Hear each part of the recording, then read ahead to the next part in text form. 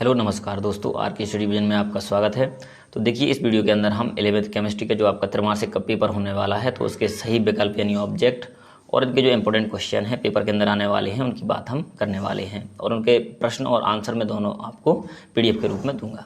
चलिए स्टार्ट करते हैं। देखिए, पहला, परमाणु द्रव्यमान की इकाई क्या होती है? तो ये होता है आपका AMU। इसके बाद शुष्क जल की मोलरता कितनी होती है? तो ये होती है आपकी 55.6। ये दूसरे का आपका आंसर जाएगा। इसके बाद STP पर 1 मोल ऑक्सीजन के बराबर होता है। कितने के बराबर होता है STP पर? तो इसका आंसर हो जाएगा आपका 22.4 लीटर गैस होती है इसके बराबर होता है। इसके बाद आगे देखिए, निम्न में से कौन सा प्रबल अपचायक है? तो इसमें ऑब्जेक्ट दिए हैं, इसका मैं आंसर आपको बता दे रहा हूँ। इसका आंसर जाएगा आपका आयोडीन यानी आई, ये प्रबल अपचायक है।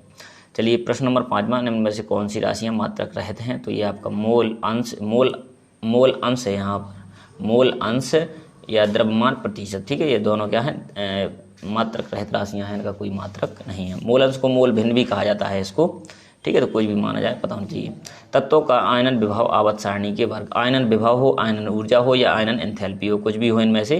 ठीक है, उसका मतलब एक ही होता है। तो वर्ग में घटता है। जैसे नीचे जाएंगे तो यह इसका मान घटता है। ठीक है, अगर आवर्त में जाएंगे तो ये बढ़ता है। एक तत्व जिसका परमाणु क्रमांक 20 है आवर्त सारणी में किस समूह में रखा जाएगा? तो ये वर्ग नंबर 2 में रखा जाएगा। ठीक है, समूह नंबर 2 के अंदर आएगा। समस्थानिक में संख्या किसकी समान होती है? तो देखिए, प्रोटॉन समान होते हैं और साथ में अगर पूछ लिया जाए परमाणु क्रमांक तो इनके परमाणु क्रमांक भी समान होते हैं और इलेक्ट्रॉन की संख्या भी समान होती है। तीनों चीज़ें समान होती है, तो आप कोई भी एक ऑप्शन में चुन सकते हैं। एक तत्व जिसका परमाणु क्रमांक 20 है। ठीक है, ये तो हो गया। हाइड्रोजन का रेडियोधर्मी समस्थानिक कौन सा है? तो हाइड्रोजन के 3 समस्थानिक होते हैं। इसमें जो T होता है ट्राइटियम, ये आपका रेडियो एक्टिव होता है। चलिए आगे बढ़ते हैं।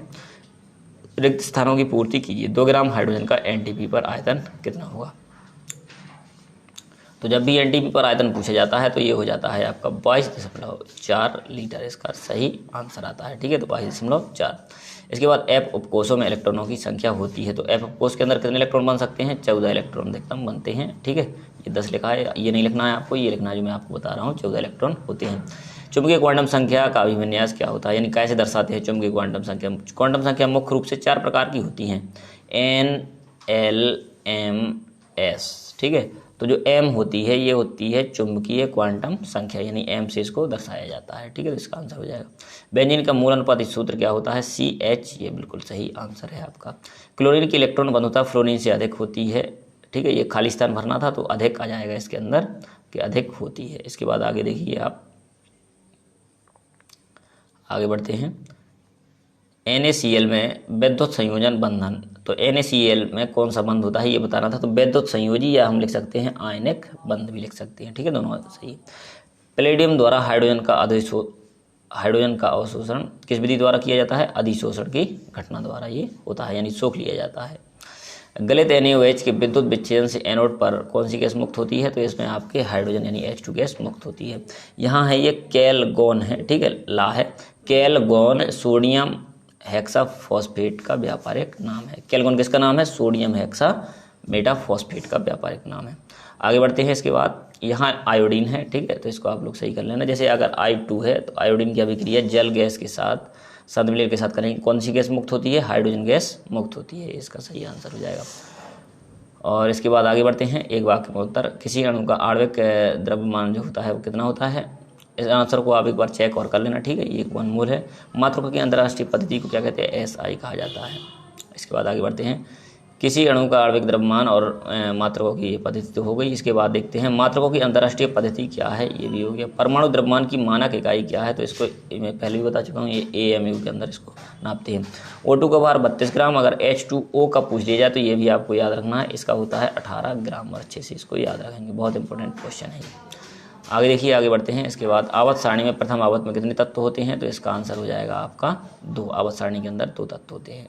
दूसरी आवर्त में पहली आवर्त में। हाइड्रोजन की खोज किसने की? तो हेनरी कैवेंडिश ये इसके खोज करता है। ठीक है, तो इसको भी आप लोग याद रख लेना। इसके बाद आगे बढ़ते हैं। डी ब्रोगली समीकरण क्या होता है? तो ये होता है आपका H/mv। ये आपका डी ब्रोगली समीकरण है। उत्कृष्ट गैस में कोई भी जाए, नियोन, आर्गन, क्रिप्टोन, ये सभी उत्कृष्ट गैस, कोई भी एग्जाम्पल ले सकते हैं। भारी जल का सूत्र होता है D2O। ठीक है, इसके बाद आगे बढ़ते हैं। पोटेशियम क्या है? अब यहाँ से इसका आंसर आ जाएगा, जैसे CO+H2O क्या कहते हैं अपन? जल गैस कहते हैं। और पोटेशियम क्या है, एक क्षार धातु है और कौन से वर्ग का है, वर्ग नंबर 1 का है, तो वर्ग भी इसका पता होना चाहिए।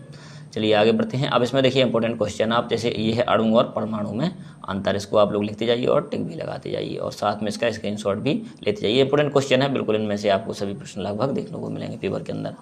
द्रव्यमान संरक्षण का नियम है, इस नियम की आधुनिक स्थिति क्या है।